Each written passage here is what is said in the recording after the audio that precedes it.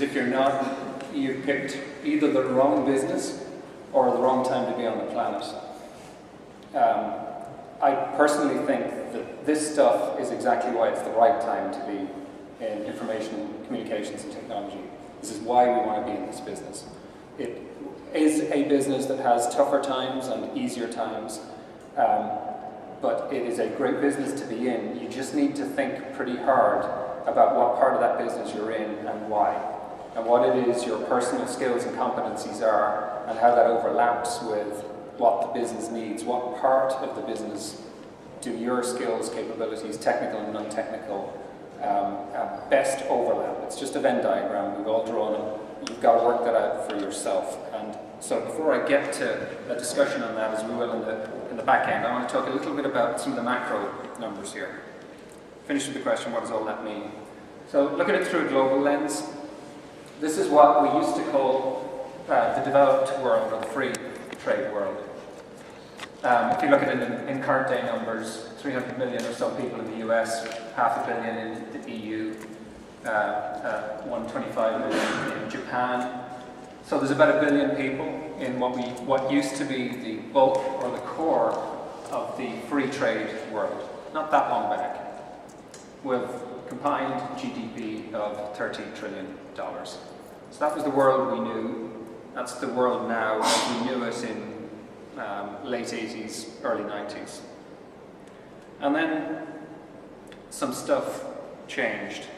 And we could spend, for those of you who haven't read Friedman's World is Flat, if you've got the time, wade your way through that book. It's an outstanding current piece of historical observation of what happened through that window politically and technologically to deliver the changed world we're living in.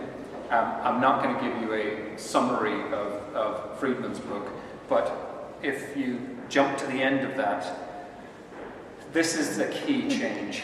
I'll use the BRIC numbers because they're the most frequently referred to. So BRIC referring to Brazil, Russia, India, and China.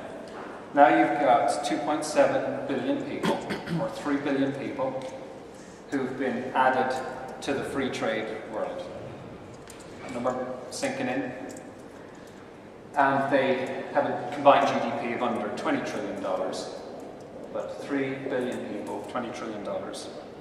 So do a comparison of the old developed world, bottom line here, about 1 billion people, $30 trillion in GDP. So their per capita income, per capita GDP is about 34,000 bucks.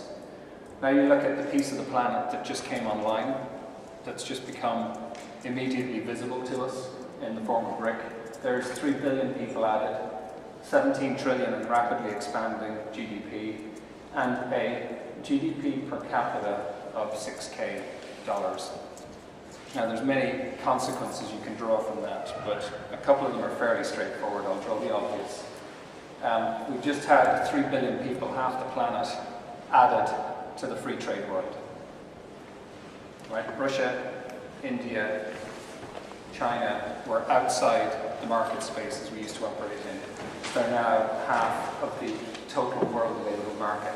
So that has its good news and its bad news consequences. The good news is that's 3 billion customers for the products I make or the products you make, or the services I make or the services you make that you didn't have access to before. But you better make them accessible to them at a somewhat different price point or somewhat different models because their per capita income is somewhat different. And it's 3 billion potential new employees that are competing for the kind of work that we might have traditionally been interested in doing. But if all we've got to offer up in competing with that big new workforce is our higher wage packet, then we're missing the point. We better have something better to offer up.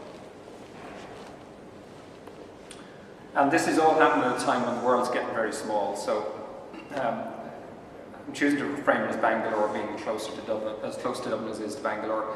That's actually not true. I can get a bigger fibre pipe and get data transmitted far more rapidly between my house and Bangalore than I can between my house and Bangor.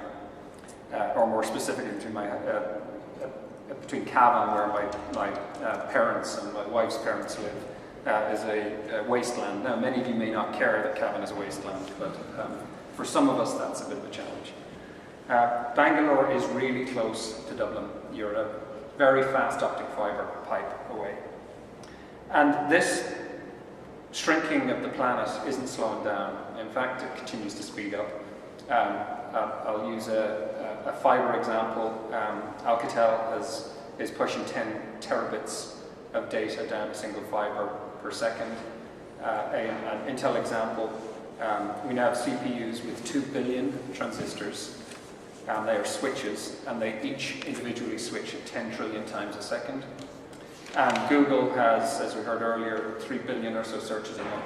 As with all of these, if you delay this presentation for a month, you've got to modify the numbers. These things continue to, exponentials are pretty extraordinary things. So the planet's got pretty damn small. These markets have opened up, and it's not getting small, it's not getting any larger, it's getting easier to break up the kind of work you do. If it can be digitized, and it can be segmented, then it can be done anywhere on the planet by the people who are most capable of doing it at the best and most competitive price. Now, that's real happy news, isn't it? I'll detour for a moment to my journey in Intel. Now I'll come back to this story on this very paranoid point. I left Trinity and worked for STC Bell Labs in London. And when I left college, my primary interest is where the electrons go and what the atoms are doing. That was my personal buzz, my personal kick. And Bell was a fantastic place, STL was a fantastic place to work on fundamental research, which I got a kick from. And spent time working with most of the European multinationals on, and a whole bunch of small companies on fundamental research as part of European-driven collaborations. But after a few years there, I started to get real itchy and uncomfortable that something wasn't quite right. We were doing all this interesting work. Our measure of success was whether you got a patent or a paper published in a peer review. And we weren't making stuff, or we weren't making stuff that gave me a kick. It didn't matter. We had lots of interesting work, and we were not applying it. And during my time in the labs, I'd go back to my desk, and every so often something would change in my desk. It went from a dumb terminal to a DOS terminal to a Windows terminal, and each pass of the increasing information and ICT, and each pass or change in information and communications technology that was introduced into the office space, we did something particularly useful, which was get rid of another layer of management. You didn't need people to filter bits and pieces of information up to connect me to David. There became a more seamless way of connecting Philip and David to one another through the intranet or through the local office infrastructures. And of course, that's since blown outside the offices and now we're all hooked and connected.